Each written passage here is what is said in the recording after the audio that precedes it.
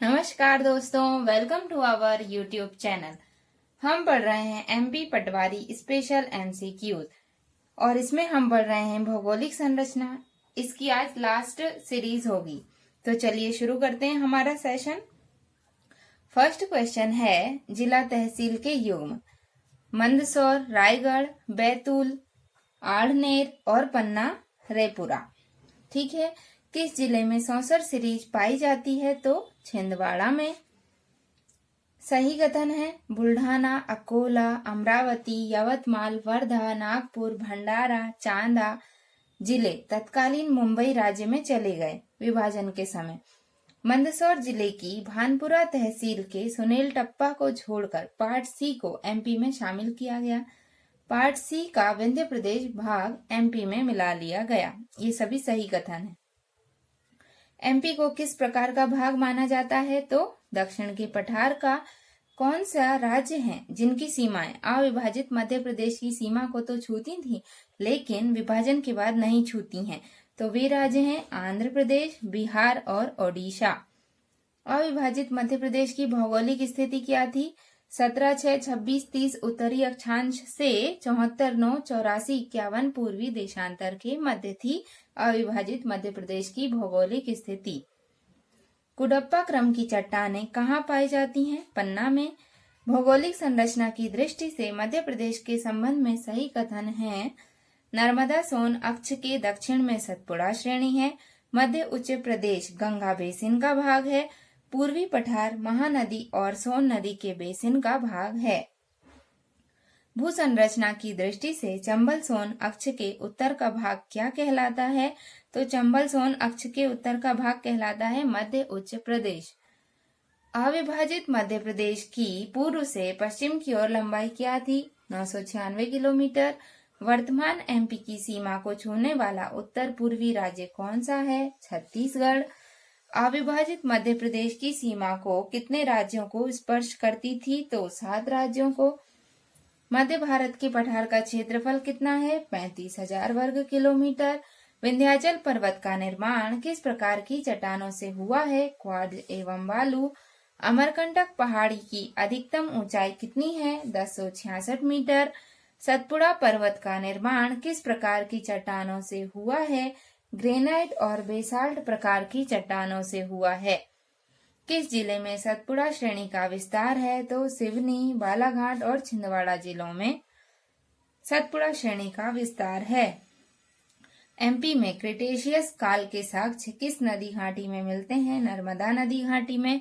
बाघ सीरीज किससे संबंधित है? क्रिटेशियस कल्प से संबंधित है। अब ये श्रेणी है जो कि कहाँ कहाँ स्थित है वो स्थल बताए गए हैं। तो चिल्पी श्रेणी बालाघाट में स्थित है, सौंसर श्रेणी छिंदवाड़ा में स्थित है और बिजावर श्रेणी बुंदेलखंड में स्थित है। किस युग की चट्टानों में हीरा मिलता है? कुडप्पा क्रम की चट्टानों में हीरा मिलता है। एसपी चटर्जी ने एमपी को धरातल की विविधता के आधार पर किन प्रकारों में बांटा है? मध्य उच्च प्रदेश और प्रायद्वीपीय प्रदेश में। सही चट्टान क्रम है आर्कियन, धारवाड़, कुडप्पा और विंध्यन। फिर से सुनिए, आर्कियन, धारवाड़, कुडप्पा और विंध्यन। मध्य प्रदेश के पठारी भाग में नदी घाटियों का निर्माण किस काल में हुआ था? तृतीयक समूह में। मालवा के पठार की औसत ऊंचाई कितनी है? ये बहुत ज्यादा पूछे जाने वाले क्वेश्चंस हैं। 500 मीटर। अरावली पर्वत की सर्वाधिक ऊंचाई 1158 मीटर। सतपुड़ा पर्वत की मध्य प्रदेश में लंबाई 1120 मीटर। मैकाल अमरकंटक श्रेणी का विस्तार कहाँ पर है? तो शहडोल, मंडला और डिंडोरी में। महादेव श्रेणी का निर्माण किससे हुआ है? बलुई पत्थर और क्वार्ट्ज से। सतपुड़ा पर्वत के पूर्वी विस्तार को क्या कहते हैं? राजपीपला श्रेणी कहते हैं। कैमूर भांडेर श्रेणी किससे संबंधित है? विंध्याचल पर्वत श्रेणी से संबंधित है। विंध्याचल की सबसे ऊंची चोटी कौन सी है? अमरकंटक। मध्य भारत के पठार की सही स्थिति मालवा के पूर्वोत्तर में है। किसे पूर्वी पठार कहा जाता है? बघेलखंड के पठार को पूर्वी पठार कहा जाता है। कर्क रेखा मध्य प्रदेश के किस भाग से गुजरती है? तो मध्य भाग से। कर्क रेखा को जमीन पर कहाँ के वैज्ञानिकों ने उकेरा? मध्य प्रदेश के। मध्य प्रदेश का संपूर्ण कोयला किन चट्टानों से प्राप्त होता है? तो टर्शरी चट्टानों से। मध्य प्रदेश के मालवा को कहा जाता है गेहूं का भंडार। पेंच घाटी का कोयला क्षेत्र किस काल का है? तो लोअर गोंडवाना शैल समूह का है। एमपी में लावा के साक्ष्य कहाँ से मिले हैं? मालवा के पठार से मिले हैं।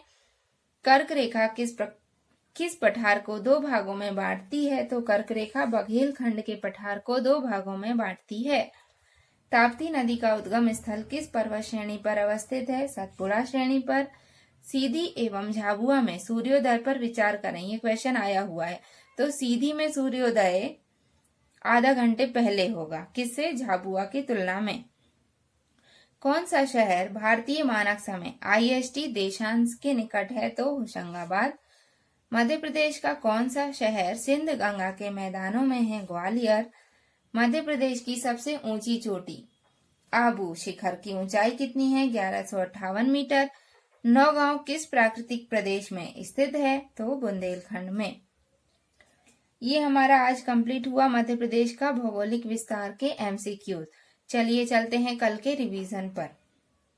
मध्य प्रदेश में किस युग की चट्टानों के साक्ष्य नहीं मिले हैं? द्रविड़ संघ। मध्य प्रदेश में कोयला किस समूह की चट्टानों में पाया जाता है? गोंडवाना समूह। निम्न में से कौन सी नदी मध्य प्रदेश की दक्षिणी सीमा बनाती है? ताप्ती नदी। विंध्याचल पर्वत से किस नदी का उद्गम होता है? तो नर्मदा, सोन और बेतवा का। मध्य प्रदेश का एकमात्र हिल स्टेशन पचमढ़ी किस पर्वत श्रेणी पर स्थित है? तो यह महादेव पर्वत श्रेणी पर स्थित है। मध्य प्रदेश की सर्वोच्च चोटी धूपगढ़ की ऊंचाई कितनी है? 1350 मीटर। धारवाड़ शैल समूह से प्राप्त प्रमुख खनिज कौन से हैं? मैंगनीज एवं संगमरमर। MP का निम्न में से कौन सा नगर कर्क रेखा के उत्तर में स्थित है? रतलाम। महादेव पहाड़ियां किस राज्य में स्थित हैं? मध्य प्रदेश में। नर्मदा घाटी किन पर्वत श्रृंखलाओं के मध्य स्थित है? विंध्याचल एवं Satpura. MP special facts. MP एक स्थल रुद्ध राज्य है। कर्क रेखा MP के मध्य से होकर गुजरती है। MP की सीमा 5 राज्यों से मिलती है। मालवा पठार की सबसे ऊंची चोटी है सिगार। किस स्थान से होकर कर्क रेखा गुजरती है? उज्जैन से होकर। मध्य प्रदेश का चेरा पूंजी किसे कहा जाता है? पचमढ़ी को। भौगोलिक रूप से मध्य प्रदेश को कितने भागों में विभाजित किया जाता है? 3 भागों में। कौन सा जिला नगर मुख्यालय है? तो सतना, कवर्धा और होशंगाबाद। किन जिलों का समूह बुंदेलखंड के अंतर्गत आता है? तो टीकमगढ़, दमोह और छतरपुर। निम्न में से कौन सा जिला वर्ष 2003 में बनाया गया था? बुरहानपुर। कौन से जिले 2008 में बनाए गए? अलीराजपुर और सिंगरौली। क्षेत्रफल की दृष्टि से मध्य प्रदेश के 2 सर्वाधिक बड़े जिले कौन कौन से हैं? तो छिंदवाड़ा और सीधी। कौन से जिले कर्क रेखा के समीप हैं? उज्जैन, रतलाम, राजगढ़। किन जिलों में सतपुड़ा पर्वत श्रृंखला है? खंडवा, छिंदवाड़ा और बैतूल में। किस पठार की सर्वोच्च चोटी सिद्ध बाबा की पहाड़ी है? बुंदेलखंड। मध्य प्रदेश का सर्वाधिक पश्चिमी जिला कौन सा है? तो झाबुआ। MP का सर्वाधिक उत्तरी जिला मुरैना। जानापाव, सिगार एवं धजारी चोटी किस पठार पर स्थित है? मालवा के पठार पर। धूपगढ़ किस पठार पर स्थित है? सतपुड़ा पठार पर। निम्न में से किस क्षेत्र में गोंडवाना काल की चट्टानें मिलती हैं? मालवा क्षेत्र में। बालाघाट जिले में पाई जाने वाली धारवाड़ शैल समूह को किस सीरीज की संज्ञा दी जाती है? सौसर सीरीज। सतपुड़ा के संबंध में सत्य कथन का चुनाव करें। तो यह नर्मदा नदी के दक्षिण में पश्चिम से पूर्व में स्थित है।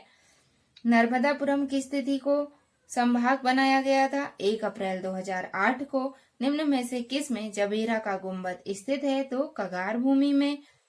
अविभाजित मध्य प्रदेश कितने प्राकृतिक भागों में बटा हुआ था? तो 9। अपर गोंडवाना शैल समूह को सतपुड़ा क्षेत्र में किस नाम से पुकारा जाता है? चौगान और जबलपुर स्तर के नाम से पुकारा जाता है। उस विशेष सेल को बताएं जो कैमूर, रीवा तथा भांडेर सीरीज में पाई जाती है। अपर विंध्यान किसे गंगा तथा नर्मदा का जल विभाजक माना जाता है? कैमूर कगार तथा भांडेर कगार को। पन्ना की प्रसिद्ध मध्य प्रदेश सरकार ने किस जिले को भारत का सिंगापुर बनाने की घोषणा की है?